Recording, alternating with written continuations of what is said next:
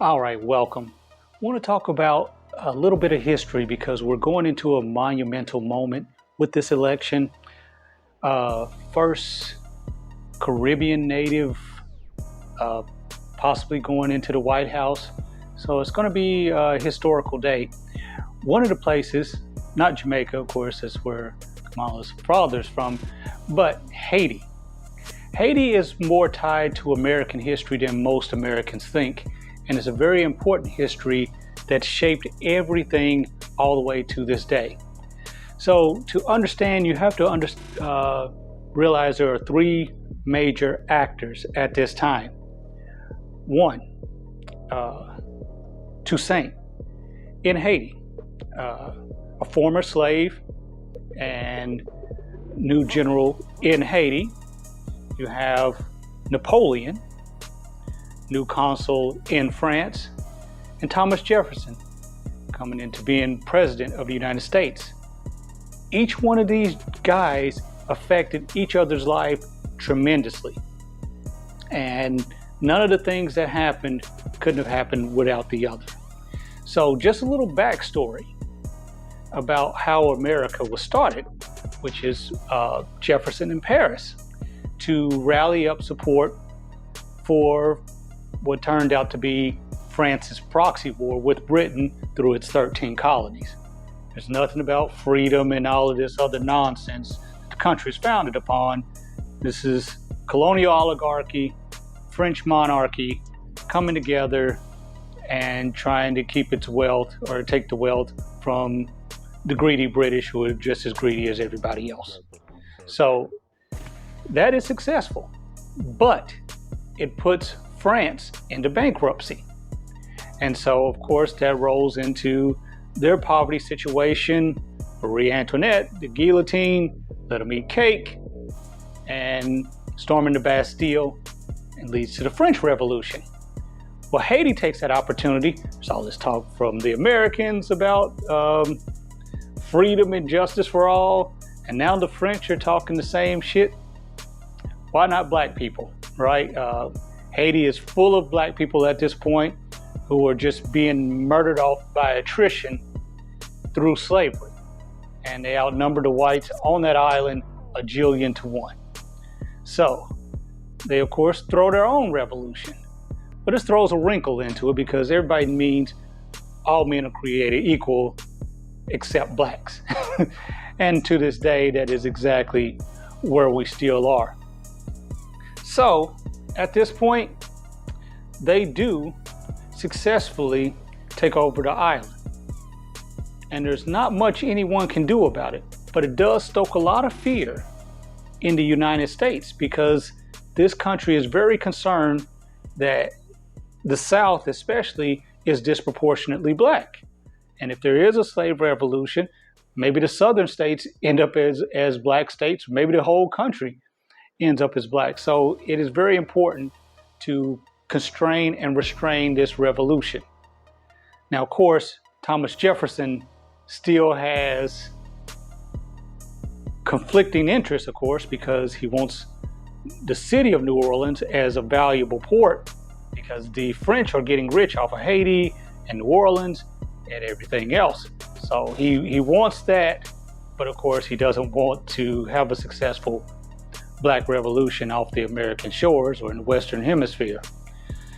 So he's trying to play both sides against the middle. Napoleon, of course, is fighting with the British, takes a lull in that fight to try to reassert power over Haiti. They do a little bit, but Toussaint ends up surrendering, being taken off to France, and of course dies in a jail cell of pneumonia. His lieutenant, Dessalines, he stays and fights in the mountains and fights Napoleon's 20,000 strong army down to about 2,000 because, of course, they get yellow fever and a lot of other issues. And so Leclerc, who's in charge there, is looking for support from Jefferson, thanks to what Napoleon has told him. But Jefferson doesn't want to quite give it. So He sends Monroe to France to try to purchase New Orleans. But by the time he gets there, Napoleon is ready to give up the whole Louisiana Purchase, which doubles the size of the United States. He's weakened economically from this endless, tireless battle with Haiti, and he's about to wash his hands of it, and so he needs this infusion of cash to continue and get back to his wars in Europe. Of course, Jefferson gobbles that up, doubles the size of the United States, but the United States' focus, as usual, is on how to keep black people down, and of course expanding into those territories like Missouri, of taking their slaves to those areas and reinforcing slavery. Now, of course, things continue on, and this country still leads into its own civil war because slavery remained untenable.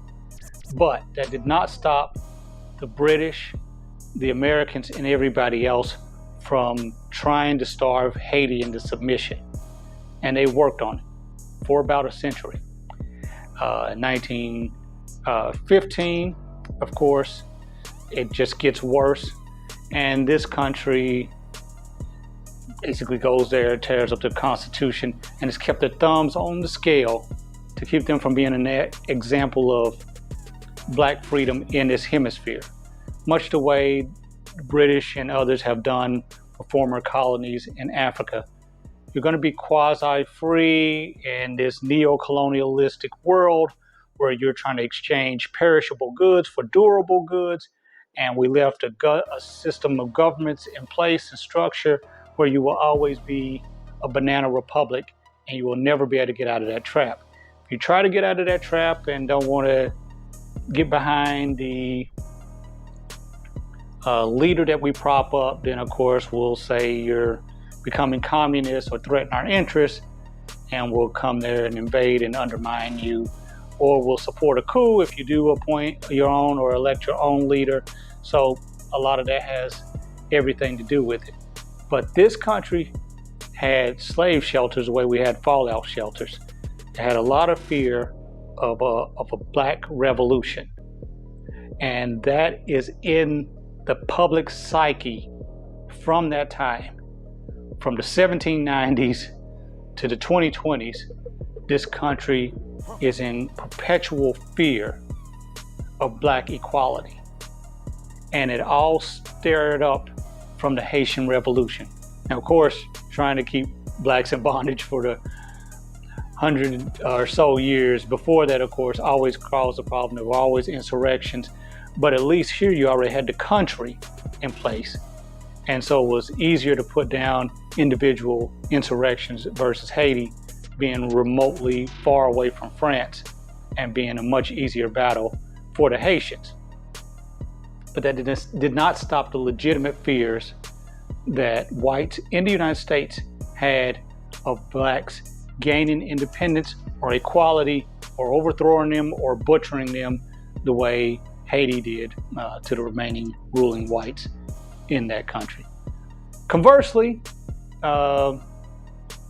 Toussaint was tricked and died in France. And of course, Napoleon dies on an island in exile as well. And it is rumored that that he said at that point, his stupidest mistake, of course, summing it up, was of course the invasion of Haiti. So Toussaint in Haiti nearly brought two superpowers to their knees.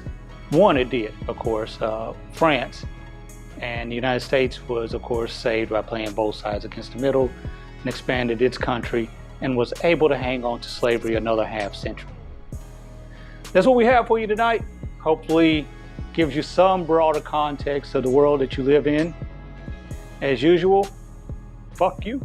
Don't need you to subscribe. Don't give a fuck about your comments. I'm a grown-ass man, so my life doesn't revolve around likes. I'm just some guy, and only I know what's best. Have a great evening.